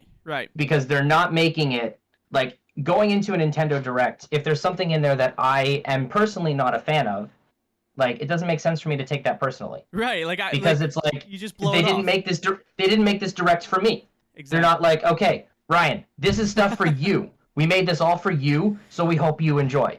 It's like, no, this is catering to the entire Nintendo fan base. That is global, mind you. Global Yes, community, right? exactly. And the other thing too is that Nintendo is a Japanese company. There's Yes. going to be there are so many different franchises and games that they have on their system, and they have so many different kinds of players and different fans around the world that, you know, different things are going to appeal to different people. And that's just how it is. Exactly. If there's a Nintendo Direct, like, there have been times where, like, I've watched a Nintendo Direct and there was nothing in the Direct that really appealed to me personally. You know, or there may have been one or two things that seemed interesting, but not really super, you know, like, I'm going to get that day one kind of a thing. Right. You know? But then I see other people that are super excited about some of the stuff that they showed because, you know, oh, this is like a, you know, like a sequel to a game that was released 15 years ago that I never played or I never even knew about. But, you know, there's a small subset of people that really enjoyed it and they're excited for this, you know, this sequel or like this remake or something. Like, that's great. I can't go around saying, oh, this Direct was stupid, or I hated this Direct, or there was nothing in this Direct at all, because that's my personal opinion. There was a lot. You just none that you liked, you know? Exactly. Yeah. Exactly. I saw a tweet that I thought was really funny. That has to go with like along with all of this, and it was like ironically funny, right? Like the counterpart to they said what we were talking about. Somebody was like, oh, like this Direct is just gonna be a bunch of anime games and Metroid Dread, and I was like, jeepers cats, guys, come on now. I mean, that's if that's what it was. Like, Nintendo decides what they put in their own Direct. Nintendo decides what games they make. Right. You know, that could be what the Direct is, and just because that doesn't appeal to you, doesn't mean it's not going to appeal to a bunch of other people. Yeah. What did you think of the Direct? I was really excited for it. There's a lot of games that... It was good. There were it was really good. Yeah. There were so many games that, like, I'm not personally, like, I wouldn't call myself a fan of, but, like, seeing them, like, from the trailers that we got, like, I want to play those games now. Kirby is one of them, and Bayonetta is another, that I'm like, bro, I never really was really into these games, but I'm so pumped for them. Yeah, like, I never played the first two Bayonettas. But Bayonetta 3 looks really, really good. I think I'm definitely gonna pick that up. Kirby and the Forgotten Land looks absolutely amazing. Right? It's the first time we've had a 3D Kirby game, so I'm very excited about that. Or not like a 3D Kirby game, but I guess like Kirby's like inherently like a side scroller kind of a thing. Right, yeah. So it's like 3D like open world is kind of what I mean. Right. So I'm really, really excited about that. I started to cry when they showed Ocarina of Time hitting the Switch. Dude. So Huge. I was super excited about that. And it was really funny because there was a couple of days leading up to the Direct where someone posted on Twitter, like, Banjo-Kazooie is not coming to Switch. Get over it. I saw that. And then Rare... Yes. quote tweeted, and they were like, all right, who wants to tell them? Yeah. Dude, that was so good. I saw that earlier today. I was like, bro, got him, right? Got him. Yeah, so I love how, like, Banjo-Kazooie was just at the end of all these games that were, like, sliding across the screen, and then it's just like, oh yeah, here's Banjo too. And it's just like, what? Dude, I'm so pumped for that. And like I was saying earlier in the stream, like, the Sega Genesis, bro, that really threw us in for a doozy. I did not see that one coming. No, I didn't either. But they unlocked a memory that I did not have with that Echo Dolphin game. Like, I completely forgot about that, and I saw it, and I was like, holy smokes, dude. I used to play that game with my sister all the time. Like, I'm pumped for that. Yeah, there's some Castlevania games, too, that were on the Sega Genesis. My goodness. I like Genesis. Or I can't even say that again, but I liked it. It's not even 1 o'clock yet. Goodness. Anyways, yeah, there's a lot of cool games that are on the Sega Genesis. There we go. And like, I played a lot of Castlevania when I was a kid on the SNES or on the NES on one of them. So there's a couple Castlevania games that are going to be on the Genesis that I'm definitely going to try. I think those look really, really good. Yeah, I knew Meg was gonna say something about that verbal hiccup. Yeah. Yeah, I do want to. So I'd say an apology to the audience. Sorry, guys. I got so into the conversation. I haven't heard from the audience here in a little bit.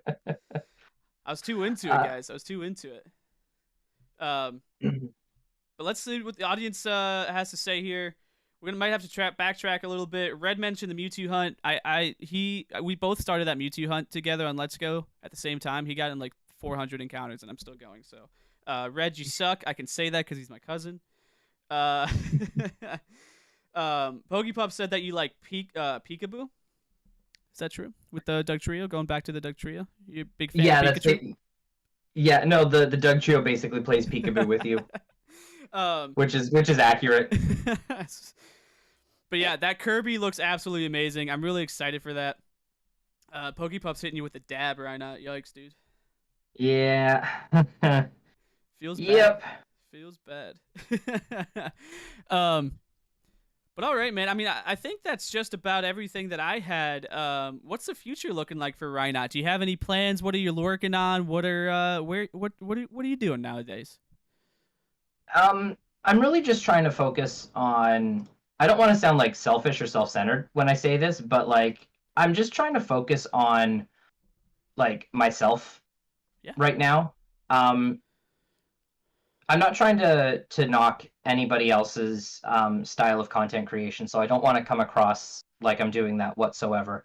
But I really just kind of want to focus on like the Twitch and like all my content creation side of things, and just be like, this is my channel, this is me, almost like take it or leave it kind of a thing. And I don't necessarily want to rely on others for like handouts or anything like that. Not saying that I don't want to collab with other people, because I feel like collaborating with other people is great. There's a lot of people that, I really like to do multi-streams with, or shiny races or things like that. So I'm not saying I don't want to collab with people, but I want to just kind of be like, my channel is me. This is the stuff that I do. And if you enjoy it and you want to hang out, that's great. And if you don't want to, then that is also fine. Mm-hmm. So I just kind of really want to focus on myself and just, work my butt off and work as hard as I can to put out stuff for, put out the stuff that I want to put out, and not feel like I have to put out content because, like this will get the most views or kind of a thing, right? It's like, I just want to do the stuff that I want to do. That being said, I also am very, very community focused. I think people in my community can vouch for that.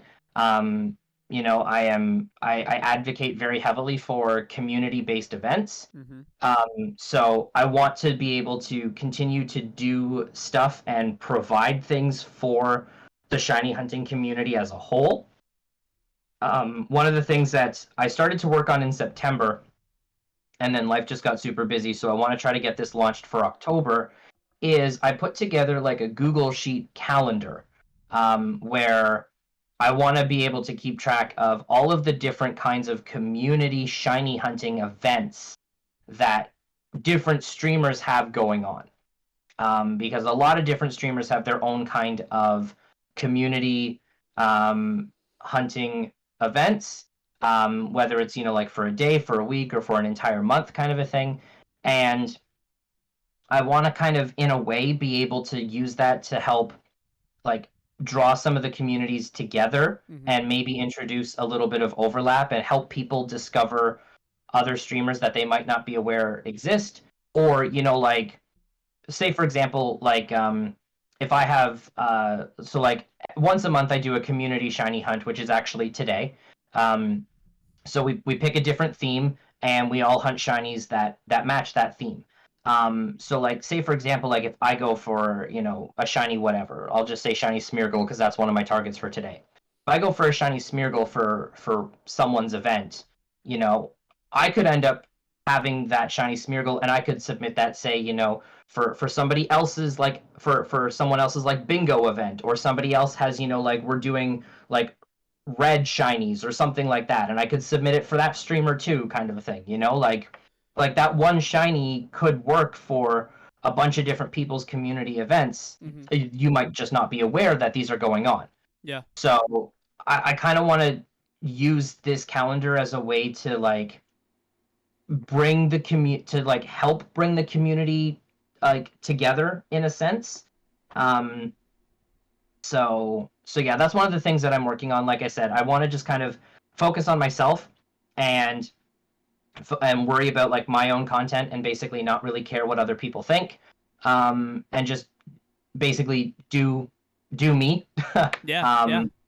And not have to cater my content or change my content like I'm trying to cater to a specific person or anything like that. I just want to do what I want to do. But at the same time, I also am very community focused, so I do want to do what I can for the community without making it seem like I'm trying to like, exploit them for clout, Yeah, exactly. Yeah. Exactly. And I think that's one of the hardest things to do is to be community focused without being like, okay, but after it's all said and done, come watch me, kind of a thing. Yes. Like Yeah. at the end of the day, if I can put this calendar out and it gets, it gets some traction and people start using it, that's great. That's what I want. If people want to come and watch me and want to support me because of it, that is also great. But that's not why I'm doing it. Yeah. It's not like I'm going to cancel it after a couple months and be like, well, this wasn't growing my channel, so, Right. Sorry, community. Yeah. So that's awesome, man. I mean, listen, I have a lot of respect for that. I think it's very difficult to well, a couple things I wanted to touch on that you mentioned that I have a lot of respect for. The first one is being like how community focused you are and making looking and doing projects that are bigger than yourself, even outside of just your own community. I think that's massive because we always say too, like I've been saying for a while now, I'm always community focused or community first, gaming second. That's what I've always been. I've always been like trying to make have people meet each other and grow this community and make friends or whatever. Love that. But it's really cool to see that you're taking that one step further. Not only are you trying to grow your own community, whatever, if on Twitch or your Discord, whatever that may be, you're trying to go above and beyond and bring the whole, shiny hunting community together, which I think is really, really cool. And the other thing that I wanted to touch on was the fact that, like you said, this is my channel, take it or leave it type of thing. I think that's so admirable. I think it's very difficult. And for me, at least personally, I love that mentality, and I want to stick to that. But for me personally, it's like an actual like thought that I have to have. You know what I mean? Like every now and then I find myself slipping up. I'm like, hey, listen, buddy. Like it's like a reminder almost, yeah. Like it's not easy to be creating content, putting yourself out there. And obviously, there's a level of, obviously we're doing it for fun, right? But of course there's a level of like, I want to see some growth at least. So it's like finding that balance it is tough. And what it should be is about like 80% for fun, 20 at most, like 20-25% like trying to grow. You know what I mean? And that's something that I think as a content creator in general is very, very difficult to maintain that kind of level-headedness. Do you find that with yourself at all? Or do you think do you have a struggle with that? A little bit. It's like one of the things that I try to think is like, obviously you want to do stuff that will grow your channel, or that will want to, or that you feel is a good move for your channel that will help you grow. Mm-hmm. But I think and this is something that I try to keep telling myself is like, I need to try to remember that I want to do this like for like the growth and the betterment of the channel, but I don't want to then just view numbers as numbers. Yeah. You know, like for example, like if I look at like my Twitch page right now, like I'm at 2,892 followers. Like that's 2,892 people Right. that have clicked the follow button on my channel. Like that's massive. just like they're not numbers. Like those are people. Yeah. You know, That's and more like people than I graduate. That not that I graduate, but that's more people than my entire high school. Like all four grades in that high school. You know, right, that's like more like than that's that. a You know, that's a lot of people that have chosen to click the follow button on my channel for whatever reason they felt compelled to follow my channel for. You know, like same thing when it comes to like YouTube content. You know, like if I go to some of like my videos and whatnot and see, you know, like there's like if I go to some of like the shorts that I've been putting up, you know, like one of them recently had 4,500 views. Like that's 4,500 people mm-hmm. that have chosen to watch that piece of content. You know, like there's a person behind every single number, and I want to make sure that I don't get into the mindset of treating numbers as numbers, and like that's all that it is. It's just a number. I need to regularly remind myself that all those numbers are people, and having that approach I think can help in a sense, because at the end of the day I could just spew out stuff left, right, and center and just be like, oh yeah, look at all these numbers pile in. Right. But if they don't mean anything, then, you know, or if I just view them as a number, then, you know, it's like if someone just viewed me as a number, for example, you know, it's like, how would that make me feel? Mm-hmm. If to them it was just another number. And, you know, so it's like, I really want it to feel like I care about the people that choose to spend time in my community and choose to watch my content. You know, because like there are hundreds of thousands of other streamers that are live at the same time that I am on many different platforms. And there's so many different people that people could be watching, but they choose to spend time in my channel. Yeah. Like I value that. Like that's important to me. Oh, it's huge. So I really want it to be felt that I'm appreciative and I care about the people that choose to associate with me and my community. So yeah, I think I kind of got a little off topic there, but no, but you good. know, it's like I think that's something that every mm-hmm. content creator needs to think about is that exact thing, is that numbers aren't numbers, it's people. And it gets so easy to get lost in the numbers. Again, like I said, when you're trying to find that balance between fun and growth, if you slip too much to the growth side, which I personally, I'm not going to lie, I find myself doing quite frequently, you start to lose track of that. And, you know, that's when, you know, the burnout happens because you don't see any movement. That's when, you know, the depression starts to slip in and you start to get bummed out. Because if you're only looking at numbers as numbers, if those are stagnant numbers, you know, you're like, I'm not seeing any growth, it hurts. It's not an easy thing, you know. It takes a toll on you. Yeah. The other thing too is like, people can tell when they watch your content if you're actually enjoying it or not. Mm-hmm. And you know, like people can tell if you're doing something for numbers' sake or because you enjoy it. Mm-hmm. And I only want to be able to do content that I enjoy. You know, like that's part of the reason why I fell away from Unite super quickly. I just stopped enjoying it. Yeah.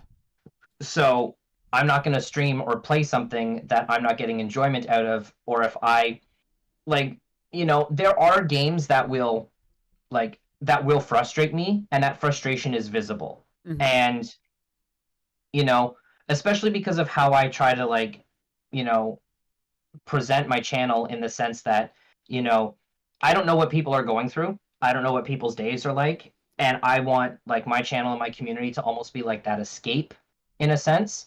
I don't want then, like, somebody could have just been having a really, really bad day because, you know, like they were fighting with their partner all day, or like, you know, they had a really crappy day at work because their boss just yelled at them in front of everybody. So, and if their one thing is like, I just want to get home because I know he's streaming tonight and I just want to be able to hang out.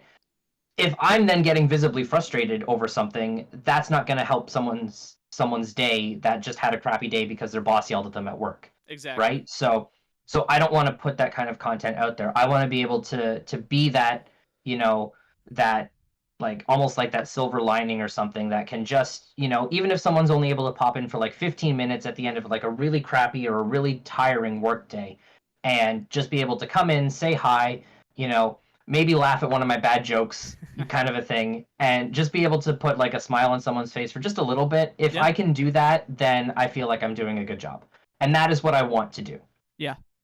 I love that. And I know when I was doing some research on you before the interview today, I believe it's your About Me maybe on Twitch. You talk about the 1% and how you just want to make 1% of their day better, which I think is exactly the mindset that you need to have with content creation. I think that's awesome.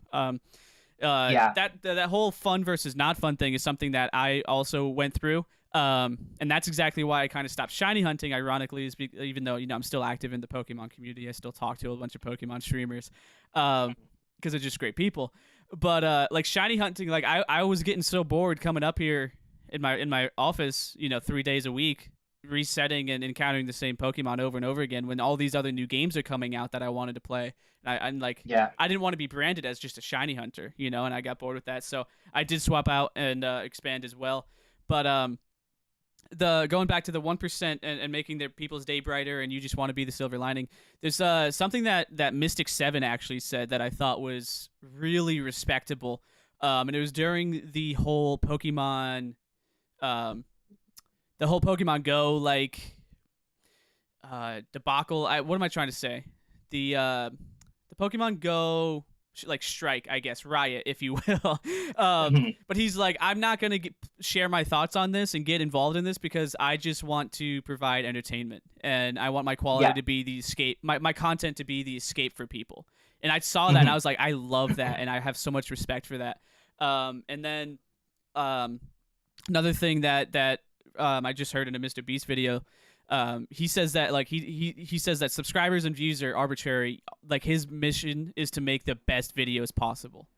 And when you go in with that mindset, this kind of goes alongside of like having fun, and being in a good mood and providing that escape. Like go in the mindset of making the best video possible, not looking at views, and subscribers and everything. Keep trying to just make the best videos possible, and whatever will happen, So those were just a few things that, kind of went along with what you were just saying there that I thought, that when you said that, it reminded me of that stuff. And I think it's every content creator should have that mindset. And if you're just starting out, you need to have that mindset of fun first, growth second, make sure you enjoy it. And, don't look at numbers. I think it's so easy to get caught up in them. Something I saw somebody, because I've been watching YouTube videos on some of these topics recently. Something that I saw was, or a point that somebody made that seems obvious now that I've heard it, but it was kind of like, oh yeah, I didn't really consider that. When you take a large YouTube creator or a large streamer, for example. Let's take Mr. Beast, for example. Sure. Whenever he posts a new YouTube video, he has such a large subscriber base that within 5 minutes of that video going live, there's already going to be thousands and thousands and thousands of views on it. And that's like 0.5% of his subscribers, Exactly. Like, because his subscriber base is so huge, it just gets that kind of traction instantly. And I feel like when you're starting out or you have like a growing channel, when you post a video, you almost expect that kind of reaction to it or that kind of response. And, I've posted videos before where, the first 5 hours it's been up, there's maybe been 7 views on it.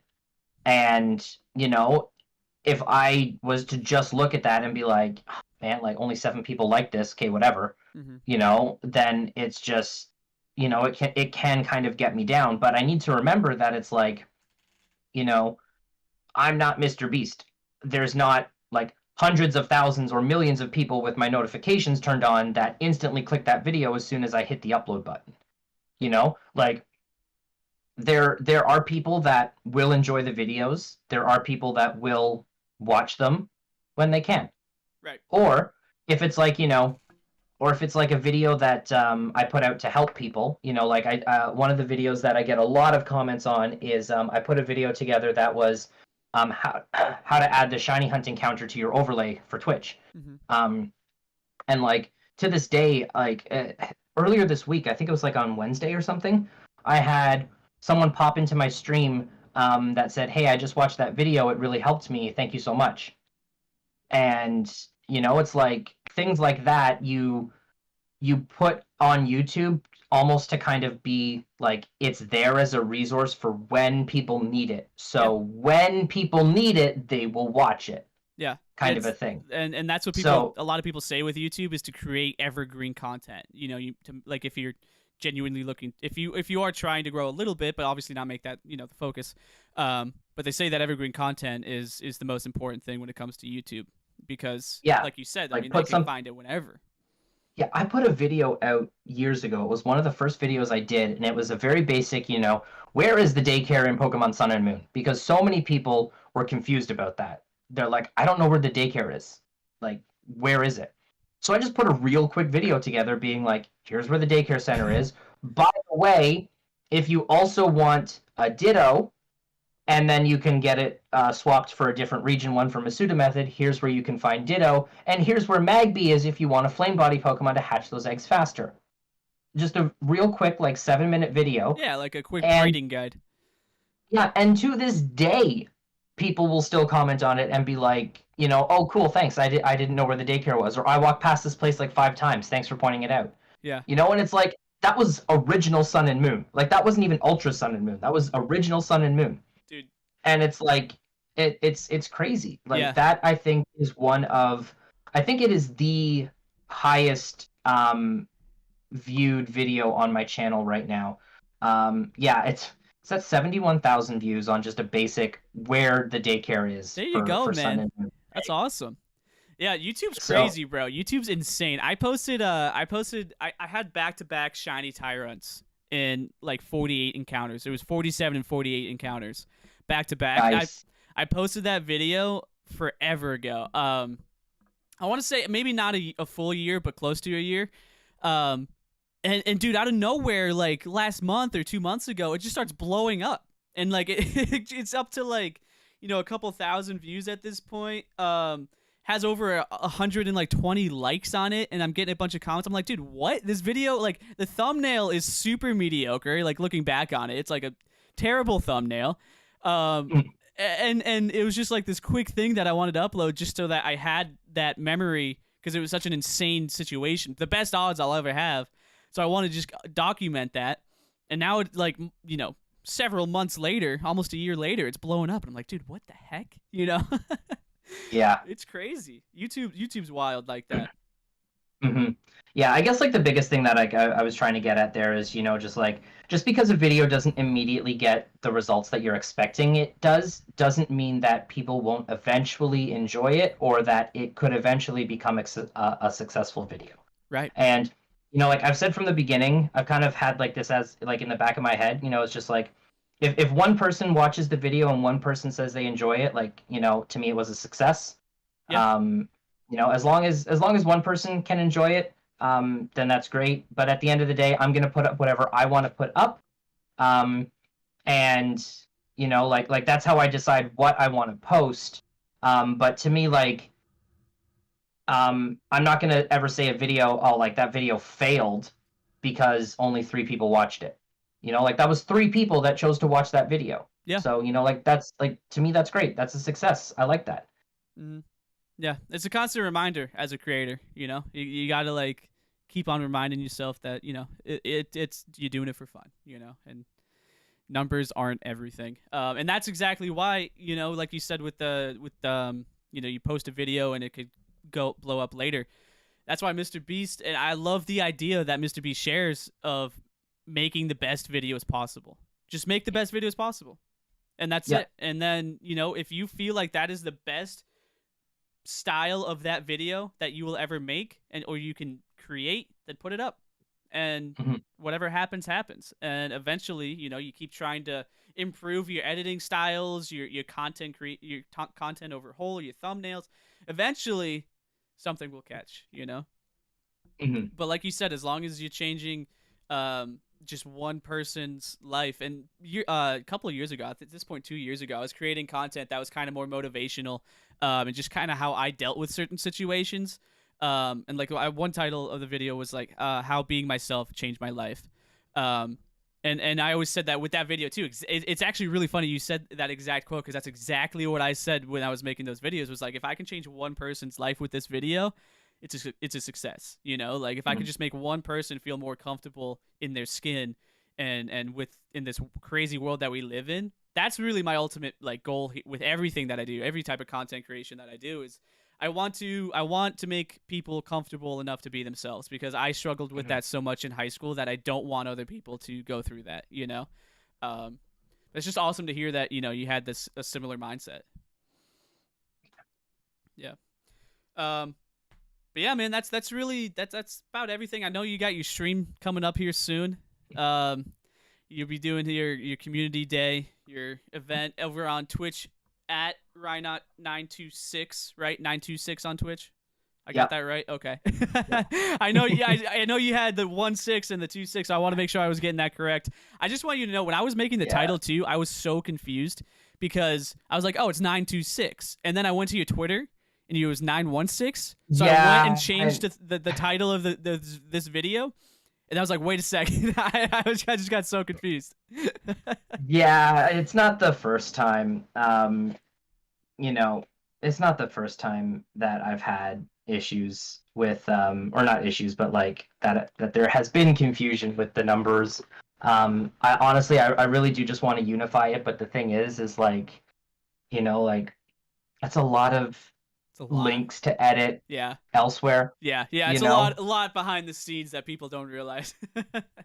Yeah, I also was wanting to just drop the numbers completely, but I still can't get the name. I still can't just get Rynot on Twitch. Really? It's taken. Yeah. That's tough.